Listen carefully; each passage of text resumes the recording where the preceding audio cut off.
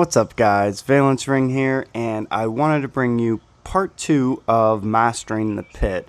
Now this will cover some advanced techniques for you guys, and it will answer a lot of questions that I get regarding the pit, and they are a little bit more advanced questions. So I do have a video, and even though it's not called part 1, it's called Mastering the Pit.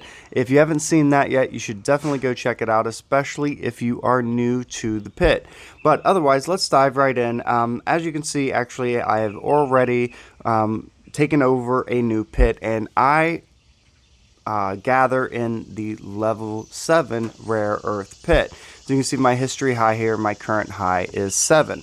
So that's where I currently gather. I think it's really good. If you're a high might player, you definitely want to be in the highest level possible. I don't even think I can get into level 8 yet. I'm not quite there. But so let's dive right into this. What are some of the questions that I get? As you can see here, the blue icon over this pit indicates that that's me. And if you see one that looks like 2 fists, which maybe I'll be able to get lucky and find one, but that indicates alliance members. So I do not believe, I've never tried, I do not believe you can steal from an alliance member, but you really wouldn't want to anyways. I mean, realistically, you guys are normally trying to work together, so you don't necessarily want to take their pit.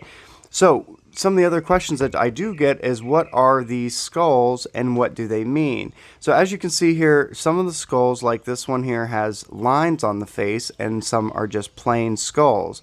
What is the difference? So the main difference is it's based off of your strength versus their strength. Now, if they are of a higher strength than you, then technically speaking, they will have the stripes on their face. Whereas if they are lower strength than you, they will have a plain skull. This does not mean that you are guaranteed to win or to lose these battles. So if I was to attempt a lined skull, I could win, but most likely I'm going to lose. So it is a good indication of the chances of the battle, but it is not guaranteed. One of the main things that you can do is check, and I don't even really do this very often, but as you can see, this person has 3-star gear all around, chips with 2 and 3-star gear, modules with 3-star gear and 2-star gear. Chances are this is going to be a very tough battle because I don't have that strong of a setup. However, that being said, it goes based off of your troop stats versus their troop stats. So let's say, for instance, they had an alternate lineup in and it wasn't their main. Let's say they're rider main and they have shooters in, and I'm fighter main. If their shooters aren't that strong and my fighters are really strong, even though my gear doesn't work out better, they could still have the stripes, but my fighters could beat their shooters. So you can still win these battles. So that's why I say don't worry too much about the stripes on the skulls. So while it is a good indication, and while I will technically avoid those fights sometimes, it's not necessary to avoid it strictly because of the stripes. Up above here where you see the output of 36,000 per hour, that's based upon the level of the pit that you're in. If right below that you see a timer, that is your fatigue timer. So you also see over here you have raid attempts. So raid attempts are how many times that you can steal a pit. But if you fail to steal a pit, it does not adjust your raid attempts. So if you do successfully steal a pit, then your raid attempts go down, and you can only do that, I think it's 5 is the max times per day, which means that you can only recall and then go steal a pit 5 times a day. If you're doing it more than that, you're a very active player, and I honestly have never been able to get there because there is a time limit based upon when you can recall your troops. As you can see, I just recently sent mine out. I still have 7.5 hours of gathering time, which you can see here, and I cannot recall for another hour and a half. There is a cooldown period. Same with you use this button down here to auto occupy. If for some reason there is no pit available, you do have a cooldown of, I believe, 5 minutes, maybe longer depending, that you have to wait before you can attempt to auto-occupy a pit. Now, auto-occupying is not stealing a pit. Auto-occupying is simply finding an empty one for you so that you don't have to manually go through and find one. Of course, if you're not aware, you can go in here and type in any number.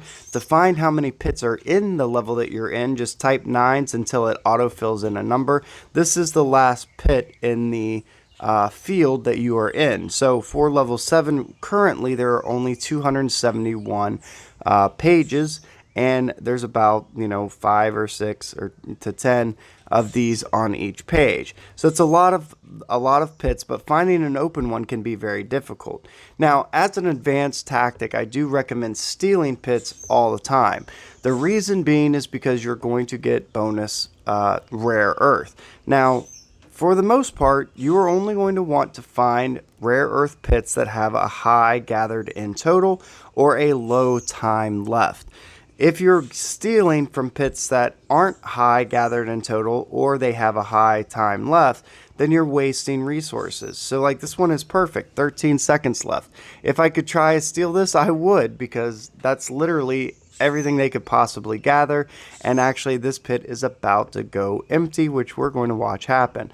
So boom, the pit is now empty because they gathered everything possible and it is no longer able to steal. So you can base this off of time left and gathered in total. I normally just look at gathered in total because that tells me a good number. I'm looking for anything over 200,000. Now that's in the level 7 pit. As you can see, most of these here at the back have a really good amount, and that's rare. Normally you have to search a couple pages, but like for instance, to steal this one, they're only about 4.5 hours in, which means they've only been gathering for about 3 hours, and they've only gathered 124,000 in total. You are going to only get 20% of that, so that's about 26,000 rare earth. While that's not bad, and I would do that over not stealing, the fact is when you can steal 223,000 and get 20% of that, now you're looking at over 40,000. So I would definitely recommend doing that, making sure that you are stealing high value targets. Now, it is interesting, of course, once you get into higher level pits, you may have a harder time holding onto your pit for the whole time. This is generally because there are more stronger people in that pit, so it makes it much harder to hold on to your pit. So what do you do? And this is an advanced tactic. If you come down in here and you can read your battle reports. Now, as you can see, these are my battle records. I won some, I lost some, and there are 10 pages of these. I definitely win and lose. It's a tough pit.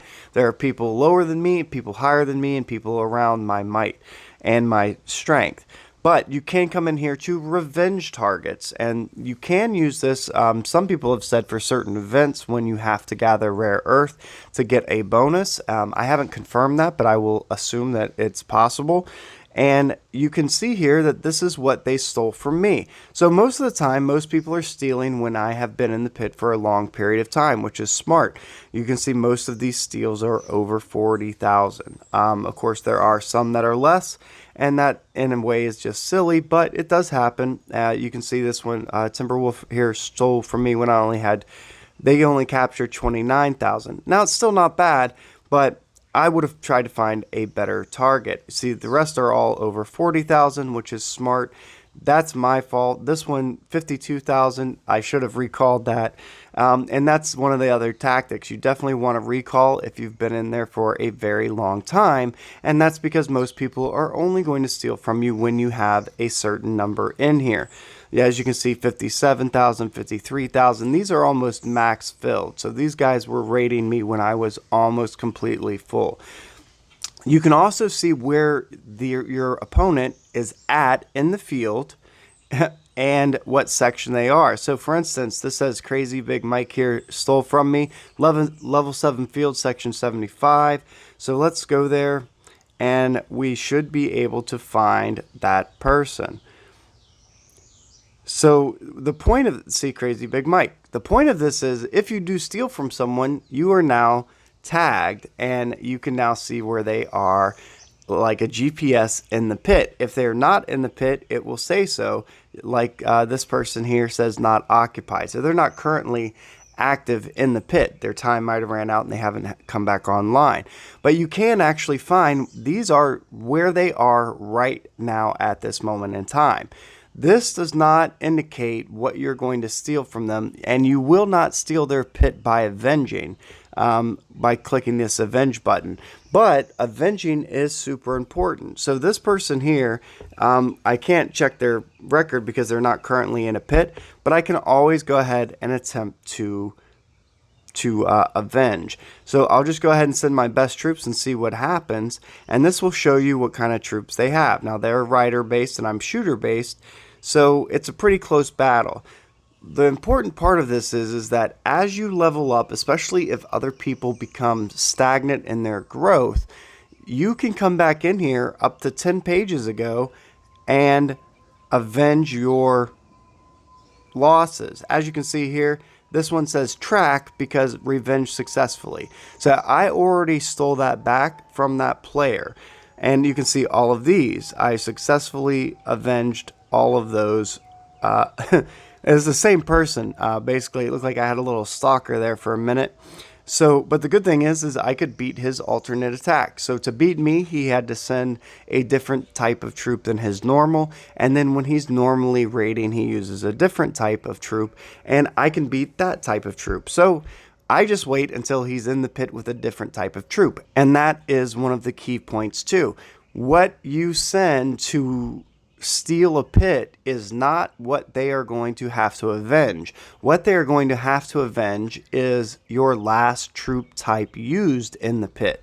So if they're not occupied, it's still going to be the last troop type that they put into the field, even if it's not the type that attacked you originally. So if you're a shooter main and someone uses their fighter backup to attack you, but their rider main normally, and they steal your pit, you can go back in later, and when they send out their riders to normally take a pit and your shooters are stronger than their riders, well, guess what? Now you can avenge, and it's not a problem. So you should be checking your avenge targets as often as possible and seeing what you're going up against. Now, for the most part, you're probably not going to beat these, but you can gauge what they have, and if you pay attention, you can usually sometimes get lucky and win one back, and then you're getting all of that back. So like their shooter main, and see how close it is? I can always attempt my fighters.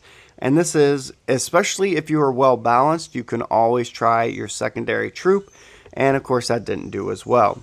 So, but you can try your secondary or tertiary, your third base lineup troops to try to win a pit, avenge a pit that was stolen from you. And I definitely recommend going in here and reading through your battle reports and your revenge targets to see if you are able to avenge that battle. Of course, you're not going to be able to most of the time, but in certain circumstances you will be able to. So, that's one of the main points that I wanted to bring up for this advanced tactics for this Mastering the Pit Part 2. As you can see here, I do have a fatigue link now. So anytime you're avenging or trying to steal, if you lose the battle, you will be given troop losses. Now, because you're using technically Eva's troops or Nova's troops, your troops actually aren't hurt. These are fake troops that replace your real troops. So instead of a heal time, you have a fatigue length. If that fatigue length reaches a certain threshold, basically it's like the exact same thing as saying you don't have enough troops to send a full march. You will have to wait until that fatigue length comes back down before you can make another attempt. So if I was to keep doing this and cap it out, eventually I'm going to hit a point where my fatigue length is too high and I do not have any more troops to send into battle. So as you can see, I just lost another one and the fatigue went up about 10 minutes. The harder you lose the battle, the longer the fatigue length goes up. So if you lose, let's say 100% of your troops, you're going to have a worse fatigue length than if you say lose 20% of your troops. Once that fatigue length caps out, then you'll have to wait until it comes back down below a certain threshold, and I don't know what that is, unfortunately, before you can raid again. And that's stealing a pit or avenging a target. Now, you can still always auto-occupy or occupy a pit manually that is empty, regardless of your fatigue length. You can see also the excavation time, which I did mention in the normal one in the first video, but excavation time is when you are auto-kicked from the pit. And this pretty much prevents anyone from just, logging in, punching into the pit, logging out, and keep doing that, they actually will get kicked out of the pit at a certain period of time. And this, of course, helps refresh the pit so that everyone is balanced. But it doesn't auto kick everybody. I do believe excavation times are different for most players. So when you go in here, even though it might be you were just kicked out of the pit from your excavation time, you will still see players that have gathered quite a bit, and you will still be able to steal a pit. So that being said, make sure you are stealing pits that have a high value. There isn't much sense in stealing low value pits unless you're literally just in a hurry. You don't have the time for it. You got to jump on, get something quick. Then I understand, do what you got to do. Otherwise, you should be looking for high value targets. How you calculate a high value target is the length of time that they have left should be low, or the amount gathered in total should be high. However you want to look at it, the values they coincide directly. It's a direct ratio. So you should be going in and checking your battle reports and your revenge targets, avenging everything you can. And if you've done a sudden growth like during Global Ace Commander Day 5, or you just finished out some rewards and you boosted a bunch of stats on your main troops, then is definitely the best time to go and try to avenge, especially hopefully you catch anybody before they have also boosted their stats. So that's everything, guys. Don't forget, like I said, don't worry too much about the skulls. The only thing I would say is if your fatigue length is getting up there pretty high because you've made a lot of unsuccessful attempts, then definitely try to find a skull that does not have lines on it, because you have a better chance of winning it. But again, it's not guaranteed. So I hope this video helped. Definitely give it a big thumbs up if it did. Like the video, subscribe to my channel if you want to see more content like this. And as always, guys, I appreciate you. Thanks for watching.